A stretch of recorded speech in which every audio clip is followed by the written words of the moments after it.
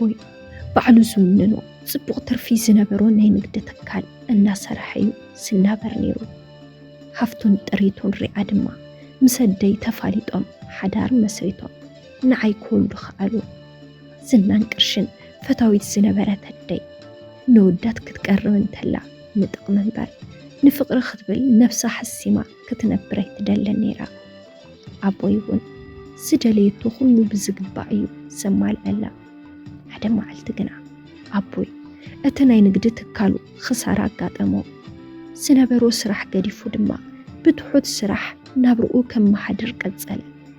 ይኹን እምበር ኣደይ ዝነበሮ ሃፍትን ጥሪትን ቀስ ብቐስ እናወድአ ምስ ከደ ዝነበራ ፍቕርን ተገዳስነትን ካብ ግዘ ናብ ግዘ እናቐነሰትሉ ኸደት። ኣነ ቆልዓየ ዝነበርኩ ዋላ ክንዲ ትዝኣኽሎ ሸቂሉ ናብርኡ ክመራሕ እንተፀዓረ ኣደይ ንዓይ ምስ ወለደት ሃፍቲ የብልካን ኢላ በይኑ ሓዲጋቶ። ንዓይ እውን ጓል 5 ዓመት እንዳሃለኹ ገዲፋት ንኸደት። ኣፍታ ሸዓ ሰዓት ምሳሕ ክበልዕ ኢሉ ስራሕ ውዒሉ ገዛ ምስ ኣተወ ኣደይ ስኢንዋ እዩ። ብተደጋጋሚ ስልኪ ደወለላ። ኣደይ ግን ንሓዳር ዘይኮነትስ ንሃፍተን ንገንዘቡን ክትብል ስለ ዝቐረበቶ እቲ ዘድልያ ድማ ስለ ዝበተኸ ምስ ከማኻ ዝበለ ድኻ ካብ ምንባር ምስ ሓፋትም ጊዜኻ ምሕላፍ ይሓይሽ ብምሃል እያ ከምዘይትምለሶን ንዓይን ጓሉ በይኑ ኮይኑ ንኽዕቢ ዝገበረቶ። ኣቦይ ላዕልን ታሕትን ኢሉ ሸቂሉ ዘምጾ ናይ እኸል ገንዘብ ነደይ ስለ ዘይሐጎሳ ኣብ ጎነ ኣቦይ ኮይና ክትሕግዞ ስለ ዘይደለየትን ነፍሳ ከይትጨናነቕን ከይተጨነቐት ክትነብርን ስለ ትደሊ ናብ ጥዒምዋ ክትነብረሉ ኢላ ዝሓሰበቶ ውላዳን ሓዳራን በቲና ናብ ካሊኣ ኸደት። ብኸምዚ መልክዕ ድማ ተፈላለዩ። ኣቦይ በይኑ ኮይኑ ንዓይ ክዕቢ ንቑሩብ ዓመታት ፀንሐ። ግና ድማ ብደገ ይኹን ብገዛ ዝነበረ ስራሕ ፈታኒ ስለ ዝነበረ ካልእ ሰበይቲ ኣምፂኡ ሓዳር ጀመረ። እታ ሰበይቲ ኣቦይ ናይ ጫት ወልፊ ዝነበራ እያ። ሓቢርና እንትነብር ሓደ መዓልቲ ኣቦይ ንስራሕ ናብ ካልእ ቦታ ከም ዝኸይድን ዝተወሰነ ግዜ ከም ዝፀንሕን ይነግረኒ። ትምህርተይ ብዝግባእ ከጽንዕን ብምምካር ናፍቲ ዝበለኒ ስራሕ ገደ ኣነ እውን ምስ ሰበይቲ ኣቦይ ኮይነ ብዝግባእ ትምህርተይ ክመሃር ኢለ ሓሰብኩ። ንዓይ ምስ ሰበይቲ ኣቦይ ገዲፉ ናፍቲ ዝበሎ ስራሕ ከይዱ። ብድሕሪ ኣቦይ ግን ጸበያ ተቀያይረኒ። ኣቦይ ንስራሕ ናብ ካልእ ዓዲ ወፂኡ ስለ ዝነበረ ኣብቲ ዝነበረው ዓዲ ኮይኑ ገንዘብ ብምልኣኽ ኣነ ክመሃር ይኹን ዝተወሰነ ድማ ንገዛ ክረይን ንናብራናን ክልእኽ ጀመረ። እንተንሳ ግና ኣነ ክመሃር ይኹን ጽቡቕ ኩነታት ኮይነ ክዓቢ ድሌት ኣይነበራን። ትምህርተይ ክኸይድ ፀጉረይ ከስተኻኽሎ እንተለኹ ኩሉ ግዜ ትጸርፈኒ። ናብ ትምህርቲ ዶ ይኮንክን ናብ ቡና ቤት ዲ ክትኸድ ዘለኺ ንምንታይ ክትኳሓሓል ብምዓል ትምህርተይ ቀፂዐ ንዓኣ ክሰርሐላን ትገብረኒ ነይራ። ሰዓት ትምህርቲ ምስ ሓለፈ ኣብ ኣጉል እዋን ምስ ኮነያ ኪድ ቤት ትምህርቲ ክትብለኒ። ይኹን እምበር እቲ ቤት ትምህርቲ ሰዓት ሓሊፉ ተዓፅዩ ዝፀንሐኒ ዝነበረ። ሓደ መዓልቲ ግና ከምቲ ልሙድ ኣብ ሰዓተይ ናብ ትምህርተይ ከይከይድ ስለ ዘተኣጓጎለትኒ ትምህርቲ ሰዓት መእተዊ ሓሊፉ ተዓፅዩ ከይኣተኹ ተረፍኩ። ድሌት ትምህርቲ እንዳሃለወኒ ብሰንኪ ሰበይቲ ኣቦይ ክመሃር ፈተና ኾነኒ። በዚ ተግባራ ሓዚነ ድማ ኣብቲ በሪ ቤት ትምህርቲ ኮፍ ኢለ እንትበኪ ሓደ መንእሰይ ብምምጻእ ከጸናንዐኒ ጀመረ። ካብቲ ኮፍ ዝበልኩሉ ወሰን ጽርግያ ክለዓል ድማ ሓተተኒ። ኣነ ግና ፍቃደኛ ኣይነበርኩን። ካብዚ ተላዒለ እሞ ሻሂና ሰተና ዝኾንክዮ ንዕልል ይብለኒ። ኣደይ ክትኮርየለይ ያበልክዎ። ይኹን እምበር ከም ዝገበረ ገይሩ ናብ ሓደ እንዳ ምግቢ ብምውሳድ ምግቢ ጋበዘኒ። ኣበላል ዓይርኡ ከም ዝጠመኹ ብምግማት ናይ ምግቢ ይኹን ናይ ካልእ መሰል ከም ዘይነበረኒ ተረድአ። እቲ ሕሉፍ ዛንታይ ኩነታተይ ድማ ቀስ ብቐስ ክዕልሎ ብምግባር ብዛዕባይ ኩነታት ግልፂ ክኾነሉ ኸኣለ። ኣጆኺ ኩሉ ነገር ክሓልፍ እዩ። ካብ ሕዚ ንድሓር ድማ ኣነ ኣብ ጎኒ ኸለኹ ብምባል كتصنعنعኒ ድሕሪ ምጽናሕ ናብ ገዛይ ቀልጢፈ ክኸይድ ገበረ ገዛ ምስ ኣተኹ ሰበይት ኣቦይ እንታይ ኮንኪ በዚ ሰዓት መጺኺ ብምባል ቀልጢፈ ሰዓት ትምህርቲ ከይኣኸለ ዝመጻኹሉ ምኽንያት ክትሓተኒ ጀመረት ኣነ እውን ሰዓት ኣሕሊፍኪ መጺኺ ኢሎም ዓጽዮምን ኢለ እንትምልሰላ ኣበይ ደኣ ጸኒሕኺ ክሳብ ሕዚ እንድሕር ተዓጽዩ ቀልጢፍከ ዘይትመጽእ ብምባል ተሓተኒ ኣነ ድማ እቲ ዝገጠመኒ ወዲ ነገርክዋ ምስ ማንም ወዲ ትኽብልል እምበር ኣለኺ ኢላ ድማ ክትጸርፈኒ ጀመረት ቡና ኣፍሊሐ ከስትያ ድማ ኣዚዛትኒ ኣነ እውን ከም ዝተባሃልክዎ ገይረ እቲ ምሳሕ ዝጋበዘኒ ወዲ ናብርኡ ኣብ ጎዳና ምዃኑ እየ ኣነ ዝፈልጥ ነይረ ንቕድሚት ካብ ሓደ ርኹባት እናተለዓኣኸ ብዝረኸቦ ቅርሺ እዩ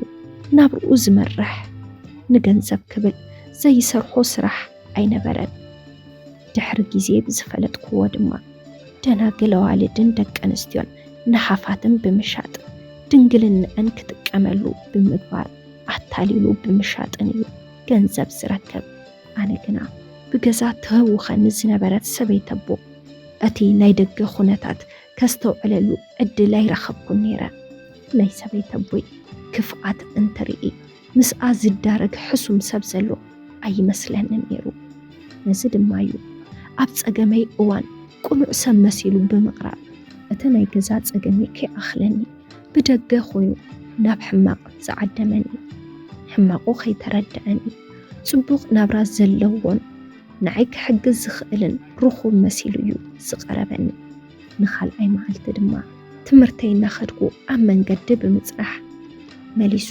ክረኽበኒ ኸኣለ ድሕረ ባይትኡ ስለ ዝፈልጥ ዝነበርኩ በታ ዝገበረለይ ጽቡቕ ነገር ሓሲበ ኣኽቢረ የኽሪኦ ዝጀመርኩ ንሱ ድማ ለማዓንቲ ጽቡቕ ኣለኺ ብማል ኣነ እውን ካብቲ ናይ ሰበይት ኣቦይ ጭኽጭኽ ንእሽተን ፍልይ ስለ ዝበልኩ እየ ምስ በልክዎ ኣይ ኣፍቃሪ ደኣ ረኺብ ክትኾን እምበር ክንድዚ ኣይመተሓጐስክን ይብለኒ ክሳብ ሽዑ ኣፍቃሪ ዝበሃል ከም ዘይነበረኒ ይነግሮ ብኣግርሞት ክሳብ ሕዚ ወዲ ቀሪብ ከይትፈልጥን ብምባል ድንግል ምዃነይ ከረጋግጽ ከኣለ ገጹ ድማ ብፍሽኽታ ተመልአ ኣነ ግና ንምንታይ ብናተይ ጉዳይ ክሳብ ክንድኡ ክሕጐስ ከም ዝኽኣለ ይሓቶ ንሱ እውን በዚ ሎሚ ግዜ ክብራ ሓልያ ድንግል ኮይና እትነብር ጓል ብምዃነይ ከም ዝተገረመ ዝነገረኒ ኣነ ግና ክፍልዮን ሰበይት ኣቦይ ሰዓት ስለ ዝኣኸለ ከይትኹርየለ ኢለ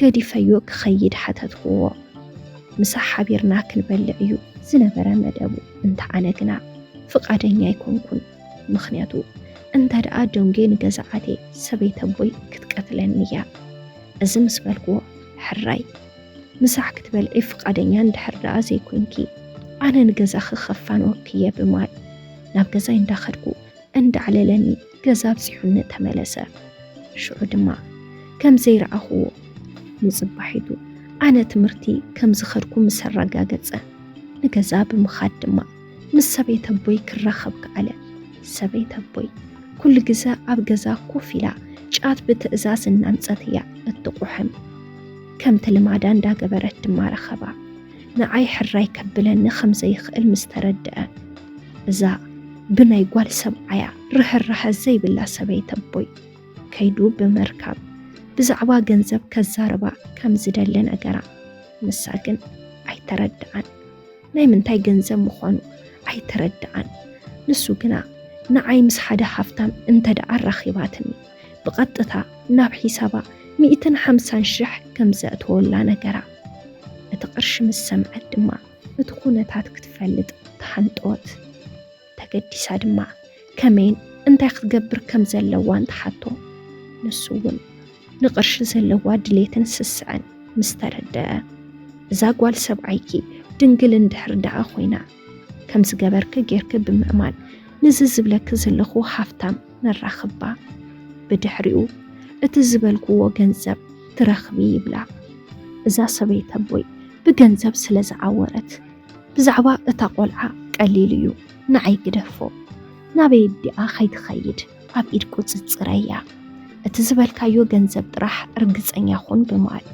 ንዓይ ክትሸጠኒ ሰማምዐት መጀመርታ ግና ንዓኣ ኣማኽሪ ያበላ ሰበይት ኣቦይ ግና ንሳ መን ኮይና የዘማኽራ ጥራሕ ንስኻ እቲ መዓልቲ ንገረኒ ብማል እርግፀኛ ብምዃን ብዛዕባ ይወሰነት ቀጻሊ ሰሙን ይኹን ክሳብ ሽዑ ኩሉ ነገር ተዳሊ ክጽንሒ እቲ ሃፍታም ሰብኣይ ንገዛኺ ክልእኾየ ኣነ ግና ክትርእየኒ የብላን ብማል ድማ ካብቲ ገዛ ወፂኡ ኸደ ኣነ ድማ ትምህርቱ ኢለ መጻኹ ሰበይት ኣቦይ ከምኡ ኾይና ርእየ ኣይፈልጥን ብጣዕሚ ክትከባኸበኒ ጀመረት ምስሐይ ቀሪባ ክበልዕ ብምግባር ክዕርፍን ዘይለመድክዎ ባህሪ ክተርእየንን እንተላ ኣዝየ ተሓጐስኩ ግና ናይ ሞት ድግስ ምዃኑ ፍጹም ኣይተረድአንን ሰበይት ኣቦይ ክዳን ገዚኣትለይ መጸት ከም ትወትሩ ስራሕ ገዛ ስርሒላ ብጸርፊ ትቕበለኒ ዝነበረት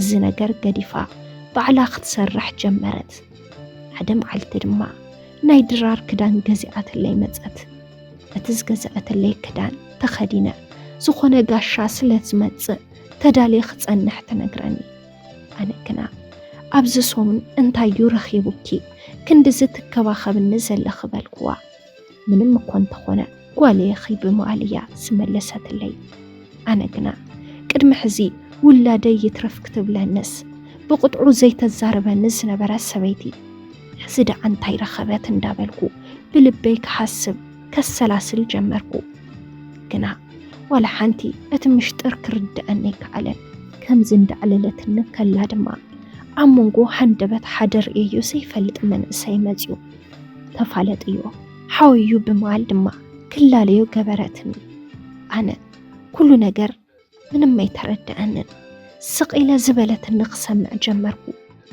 ነዚ ዓዲ ሓድሽ ስለ ዝኾነ ድማ ከተማ ብምውፃእ ከዘናግዖ ነጊራትኒ ኣነ እውን ሕራይ ምስ በልክዋ ሓደ ግዜ ዘረባ ኣለና ኢሎም ደገ ውፁኒ ደገ ክጸንሕ ምስ ገበረት ድማ እታ ቆልዓ ሂበካ ኣለኹ ንስኻ ግና እቲ ዝተባሃልናዮ ገንዘብ ኣምፂኻዮ ዶ ብማል እቲ 150,000 ቅርሺ ዋጋ የተቀበለቶ በቃ ኣነ ብዘይፈልጦ ኣደይን ኣቦይ ኣብዘይ ለውሉ ከም ናይ ፋሲካ በጊዕ ብሰበይት ኣቦይ ተሸጥኩ እታ ሓወይ ዝበለቶ ወዲ ድማ ናብ መኪንኡ ከኣቱ ምስ ገበረ እታ ሰበይት ኣቦይ ሓው ከም ዘለዋ ነጊራትን ትፈልጥ ነይራ እዚ ኸመይ ክኸውን ክኢሉ ኢለ ብሓውሲ ጥርጣሬ ሓቶ ትሕስዎ ንዘላዩ ዝመስለኒ ዘሎ ክብል ደጊማ ሓተትክዎ ሓፍተይ ለዋሕያ ስማይ ተጥፍእያ ብምሃል ከኣምና ከም ዘለኒ ነግረኒ እናዕለልና ድሕሪ ምጽናሕ ሕዚ ሓደ ነገር ኣሎ ሰርፕራይዝ ክገብረክ ዝደለኹ ስለዚ ዓይንኸ ዓመቲ ይብለኒ እንታዩ ብምሃል ኣበኽዎ ኢዱ ኣብ ገጸይ ብምግባር ኣዒንተይ ክኸድን ገበረ ኣነ እውን ዓይነይ ዓሚተ እናተጸበኽዎ ነይረ ንሱ ግና ዓይነይ ከም ዝዓመትኩ ምሰረጋገጸ ዝኾነ ጨና ዝመስል ናብ ኣፍንጫይ ነስነሰ ኣብዚ ሰዓት ዓርሰይ ክስሕት ገይሩኒ ዝኾነ ነገር ከም ዝገበረለይ ይርድአኒ ግና ካብኡ ተቃሊሰ ከምልጥ ኣይከኣልኩን ኣእምሮይ ሲሒተ ብድሕርዚ ካብቲ መኪና ኣውሪዱ ተሸኪሙ ናብ ሓደ መደቀስ ዓራት ወሲዱ ክላገጸለይ ጀመረ ኣብቲ ሽዑ እዋን ናይ ተሽዓይ ክፍሊ ናይ ሃይ ስኩል ተምሃሪት እየ ዕድመይ ድማ ጓል 16 ዓመት እየ ዝነበርኩ ድንግልናይን ቁልዕነተይን መጻወቲ ሰበይት ኣቦይን ሃፍታምን ኮይነ ተረፍኩ እዛ ለይቲ ንዓይ ናይ ህይወተይ መጻዕ ዕድል ዘጸልመተት እያ ዝነበረት ንዓይ ነዚ ሃፍታም ሸይጣ ሰበይት ኣቦይ ድማ ምስቲ መማጽእ ደቂሳ ሓደረት እዚ እናገበርና ድማ ኣብቲ ምሸት ኣቦይ ካብቲ ኸይድዎ ዝነበረ መገሻ ተመሊሱ መጸ ኣቦይ ንሰበይት ኣቦይ ይመጽእ ከም ዘሎ ኣይነገራን ምኽንያቱ ሰርፕራይዝ ክገብር እዩ ሓሲብዎ ገዛ ምስ በጽሐ ግና ኣነ ይረኸበንን ምኽንያቱ ኣእምሮይ ሲሒተ ኣብ ዓራት እንዳማተይ ሆቴል ኣነ ብዘይፈልጦ ሰብ ክብረ ንጽሕናይ ዝድፈረሉ ዘለኹ ምሸት ስለ ዝነበረ እዩ ኣቦይ ግና ድምፂ ጓሉ ክሰምዕ ምጽዋዕ ጀመረ ግና ኣነፍቲ ገዛ ስለ ዘይነበርኩ ክረኽበኒ ኣይከኣለን ሰበይቶ ቦይግና ኣብ ዓራት ምስቲ መማፀእ ተጋዲማ ገንዘብ ክረክብ ዝሓገዝካኒ ብማል ምስ ካልእ ሰብኣይ ክትላገጽ ረኸባ። ምስቲ ሰብኣይ ኩሉ ዝገበረቶ ምሽጥር እንትትዕልል ኣቦይ ተጸጊዑ ሰምዓ። ንዓይ ንዘይፈልጦ ሰብ ብምሻጥ ክብረ ንጽሕናይ ብምስዓን ከም ዘዕበደትኒ ኣቦይ ሰምዐ። እዚ ምስ ፈለጠ ኣቦይ ናፍቲ መደቀስ ክፍሊ ብምእታው ንጓለይ እንታይ ጌርክያ ጓለይ ምንታይላ ክብል ከፋጥጠላ ጀመረ። ኣብዚ ሰዓት ምስ ሰበይት ኣቦይ ደቂሱ ዝነበረ ወዲ ሓዲሙ ጠፈአ።